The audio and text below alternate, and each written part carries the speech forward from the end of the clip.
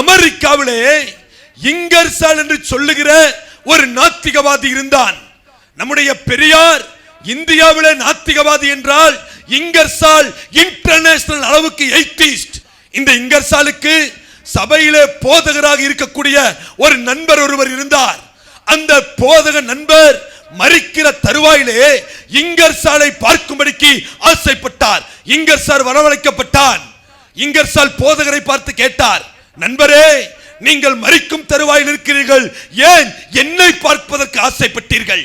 அதற்கு இங்கர்சால் கேட்டபொழுது அந்த போதகர் சொன்னார், இங்கர்சால், இன்னும் கொஞ்ச நேரத்திலே நான் மரித்து போய்விடுவேன். மரித்து தேவனுடைய ராஜ்யத்திற்கு நான் சென்று விடுவேன். ஒரு நிச்சயம் எனக்கு இருக்கிறது, தேவனுடைய ராஜ்யத்திலே நான் உங்களைத்தான் பார்க்க முடியாது. ஏனென்றால் நீங்கள் தேவனை நம்பவில்லை, தேவன் இல்லை என்று சொல்லுகிறீர்கள், இயேசுவை விசுவாசிக்கவில்லை. ஆகையால் நீங்கள் பரலோகத்திற்கு வர முடியாது.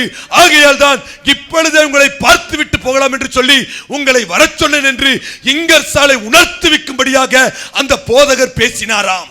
தேவன் இல்லாமல், இயேசுவை விசுவாசிக்காமல், இயேசுவால் கிடைக்கிற பாவ மன்னிப்பை பெற்றுக் கொள்ளாமல் பரலோக ராஜ்யத்திலே எவ்வளவு பெரிய ஞானியாக இருந்தாலும், எவ்வளவு பெரிய அதிகாரமுடையவனாக இருந்தாலும் பரலோகத்திற்குள்ளாக போகவே முடியாது.